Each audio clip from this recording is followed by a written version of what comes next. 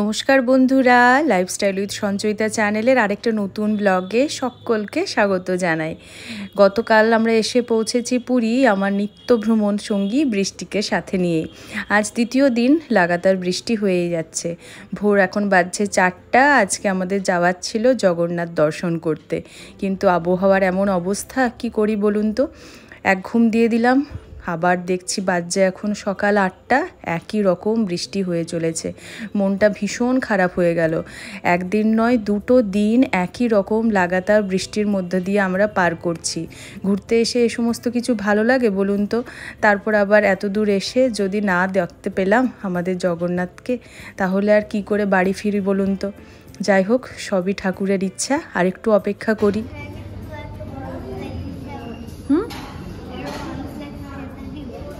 Cornflakes খাবে? চকোজ না, cornflakes. Hotel থেকেই কমপ্লিমেন্টারি বাফেট ব্রেকফাস্টের আয়োজন করা হয়েছে। যা সমস্ত কিছু ব্রেকফাস্ট মেনুতে আমরা মোটামুটি খেয়ে থাকি, সব কিছুই দেখলাম রয়েছে। লুচি আলুর দম থেকে আরম্ভ করে স্যান্ডউইচ থেকে সমস্ত কিছু, সাউথ ইন্ডিয়ান জলখাবার, তার সঙ্গে আবার মাফিন, কেক, কী নেই সেখানে। তার থেকে পছন্দ মতো কিছু নিয়ে নিলাম, আর লাইভ কাউন্টার থেকে ডোসা আর অমলেট। ব্যাস, মোটামুটি এই সমস্ত কিছু দিয়েই সকালে জলখাবারটা সেরে নেওয়া যাক। তুমি কি করছো?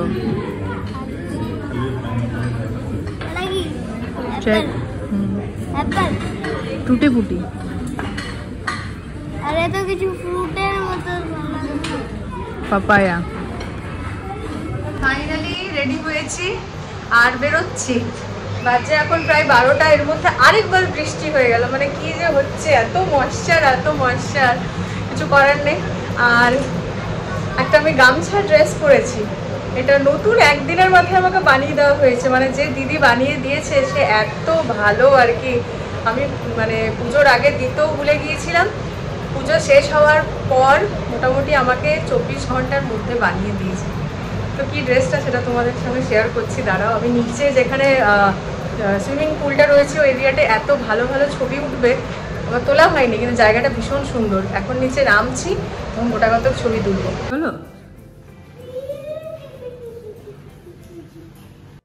But if I lay down and I play dead and I stay dead, maybe you'll get sick of being the monster out of my head, under my bed. Think you're something out of my nightmares, standing right there. But if I lay down and I play dead and I stay dead, then will you get bored of killing me? Silhouettes of you are like a taunt. Never really know just what you want. With you I don't ever feel calm. I can feel the sweat inside my palms. Play with me like cats and a string. You don't understand the pain it brings. You don't ever wanna give me wings. You don't ever wanna set me free. You know I'm addicted to you, and it's twisted, you've been gifted with the evil voodoo. Got me coming back for more, even when I've been screwed. Dolls full of pins, pierce my heart straight through. I got issues in my head. Finally আমরা বেরিয়েছি।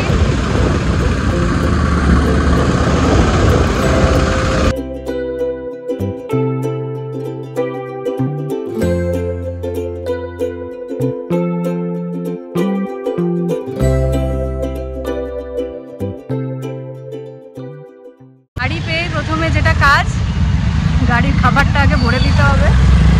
Petrol ভরতে এসেছি।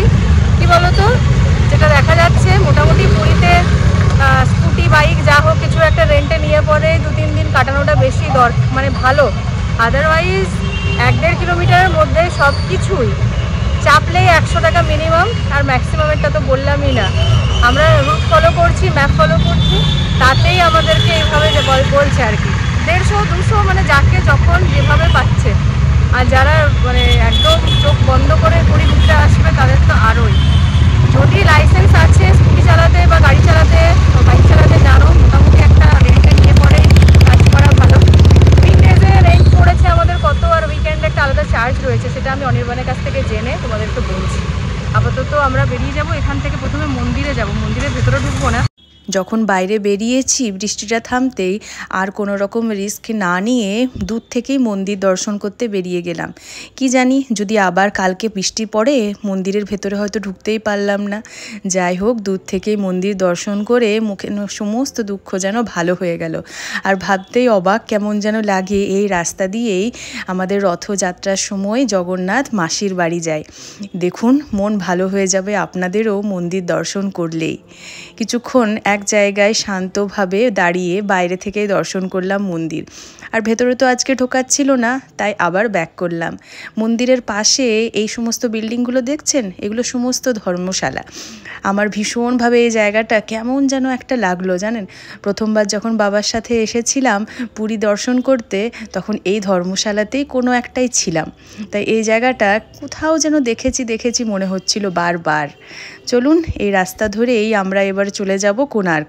ধরবো এখান থেকে Konark road. কিন্তু পুরীর এইরকম বেহাল অবস্থা দেখে সত্যিই মনটা কোথাও যেন আবার খারাপ লাগছে। এত বড় একটা তীর্থস্থল, এত বড় একটা পর্যটন কেন্দ্র, সেখানে এই ধরনের সড়কপথের অবস্থা একেবারেই গ্রহণযোগ্য নয়। সাধারণ মানুষ থেকে আরম্ভ করে সমস্ত পর্যটকরা ভীষণভাবে এই রাস্তা দিয়ে চলাচলের সময় বিভিন্ন রকম সমস্যার সম্মুখীন হচ্ছে। কোণার্ক যাওয়ার রাস্তায় মাঝপথে আমরা দাঁড়িয়েছি একটু নিজেদেরকে রিচার্জ করতে আর কি। প্রচণ্ড রোদ, আর লস্যি অর্ডার করা হয়েছে, তার সাথে উড়িষ্যা ফেমাস ছানা পোড়া। এত সুন্দরভাবে দিয়েছে, প্রেজেন্টেশনটাই দারুণ, বোলটা এত সুন্দর দেখতে লাগছে। এনজয় মারি।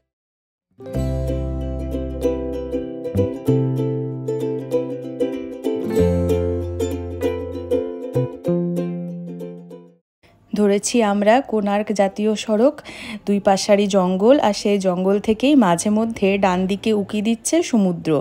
দারুণ সুন্দর একটা রোড, তার মধ্যে দিয়ে আমরা স্কুটি চালিয়ে চললাম কোণার্কের দিকে।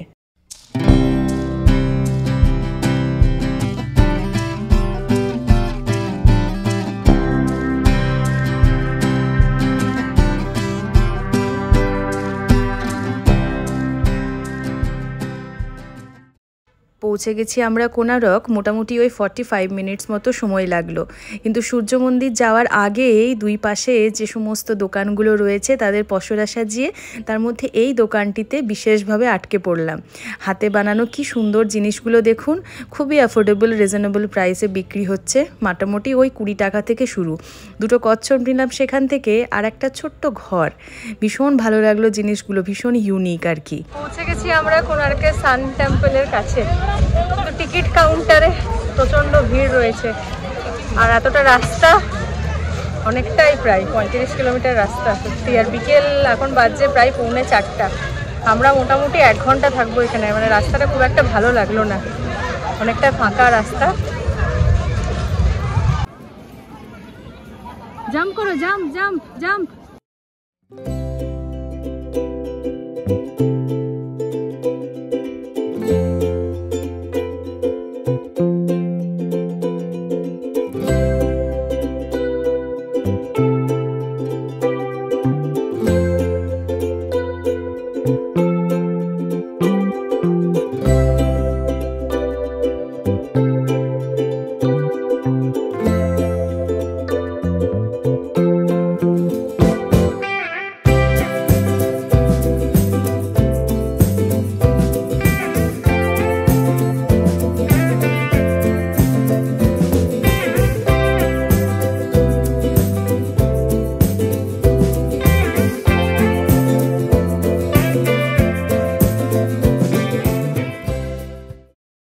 বঙ্গোপসাগরের তীরে ভারতবর্ষের উড়িষ্যা রাজ্যের পুরী জেলার কোণার্ক শহরের উদীয়মান সূর্যের রশ্মিতে স্নাত কোণার্কের এই মন্দিরটি সূর্য দেবতা এবং সূর্যের রথের একটি স্মারক উপস্থাপনা।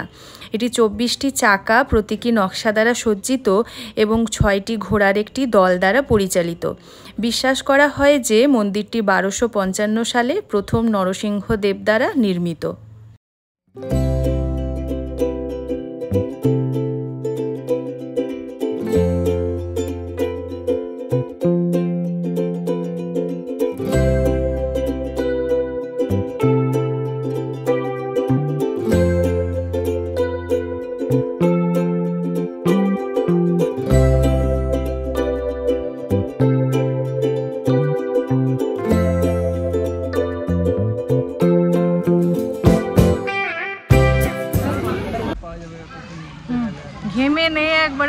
অবস্থা।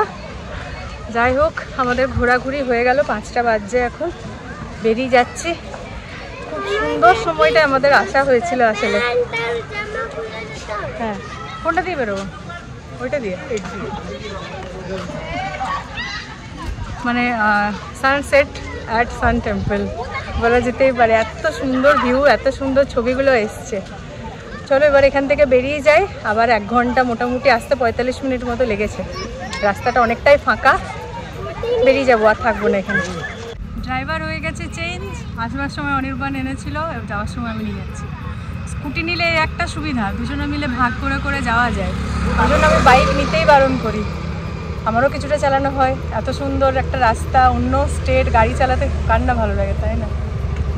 চলো আপাতত বেরিয়েছি এখান থেকে। আমাদের আজকে সান টেম্পল ঘোরা হয়ে গেল, ঘুরে চলে এসেছি আমরা। আর পুরো অন্ধকার হয়ে গেছিলো পুরো চারদিকটা। বাজে এখন প্রায় 7টা, প্রায় 10-15 মিনিট হলো এসেছি। খিদে হয়ে গেছে খুব। কি চুরি হতো? শুধু তো যাই হোক, খিদে পেয়েছে প্রচুর। সেই সকালবেলায় ব্রেকফাস্ট করা হয়েছিল, হেভি খাবার। ওই জন্য আগে খেয়ে নিচ্ছি, তারপর উপরে যাব, একটু ফ্রেশ হব, তারপরে যেটা না গেলেই নয়, স্বর্গদ্বার বিচের সামনে যে মার্কেট, সেখানে যাওয়ার প্ল্যান আছে। তো অলরেডি 7টা বাজছে। ঝটপট খাবো, ঝটপট একটু ফ্রেশ হবো, আর তারপরে ঝটপট বেরোবো, তাই তো? তো খাবার দাবার দিতে একটু দেরি হচ্ছিল, মানে ওয়েটিং টাইম তো লাগবে। ততক্ষণে টাইমটা আমি মনে হলো যেন ইউজ করে নিই। চলে এসেছি রুমে। আর এসে আজকে বলে দিয়েছিলাম যে হাউসকিপিং একটু পরিষ্কার করে দিতে, কারণ বালি যেখানেই বিচ এরিয়া, বাবারে বাবারে, যতই স্নান টান করছি তাও সেই পায়ে পায়ে বালি চলেই আসে। তো যাই হোক, রুম টুম ভালো করে ক্লিন করে দিয়েছে। ড্রেস একটু চেঞ্জ করব, সে সকাল থেকে পরে আছি, আর যখন এনেছি তখন চেঞ্জ করে নেওয়াই ভালো। তো চলো একটু রেডি হয়ে নিই, তারপরে আবার ফোনটাকেও চার্জ দিয়ে দিই। অনির্বাণ বলল পোগোকে খাওয়াচ্ছে, ততক্ষণে আমি এদিকে জিনিসপত্র যেগুলো টুকিটাকি কেনাকাটা হয়েছে সেগুলো রেখে দিলাম। আরও এখন যাচ্ছি স্বর্গদ্বার বিচ। দেখা যাক, একটা বোমকাই শাড়ি নেওয়ার ইচ্ছা রয়েছে।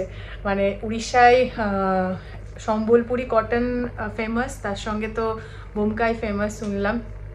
তো কটন শাড়ি নেবো না, কটন শাড়ি সেভাবে পরা হয় না, তাহলে বোমকাই সিল্কটা নেবো ভাবছি।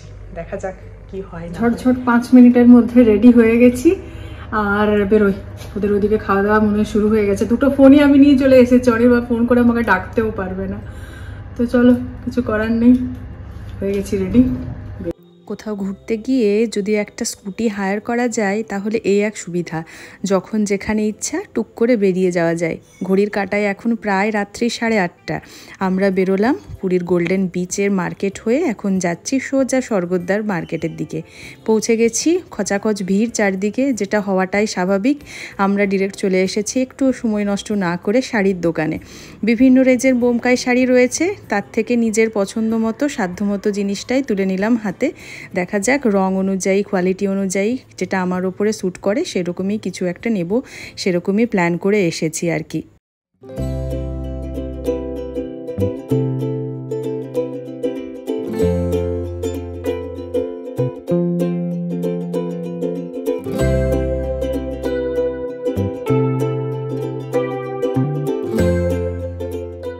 শাড়ি কেনা হলো, তারপর গেলাম নন্দী মেটাল স্টোরে। এখানে যে সমস্ত মেটাল বা অ্যালুমিনিয়ামের তৈরি জিনিসগুলো রয়েছে সত্যিই নজর কাড়া প্রত্যেকটা ডিজাইন। তো অ্যালুমিনিয়ামের জিনিস পুরীতে বিখ্যাত, সে তো আমরা সকলেই জানি। সেখান থেকে গোটাকত জিনিস নিয়ে যাব লিস্ট করে এনেছিলাম, পছন্দ মতো সেখান থেকে তুলে নিলাম। আর প্রত্যেকটা জিনিস এখানে ভীষণ লোভনীয়। তারপর একটু একটু করে আমরা চলে যাচ্ছিলাম কোন দিকে আমাদের রয়েছে আসল নিঃশৃঙ্গ মিষ্টির দোকান, যেখান থেকে খাজা নেব সেটাই খুঁজে বার করছিলাম।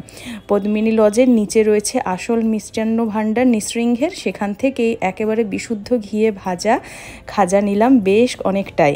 বাড়ির সকলেই খাজা ভীষণ পছন্দ করে, তাদের সকলের জন্য বেশ একবারে ব্যাগ ভর্তি করে খাজা নিলাম আমরা এখান থেকেই। তারপরে চলে গেলাম মিষ্টির দোকানে। এই মিষ্টির দোকানটা রয়েছে একেবারে গোল্ডেন বিচ থেকে যে সমস্ত গলিগুলো মন্দিরের দিকে যাচ্ছে সেখানে।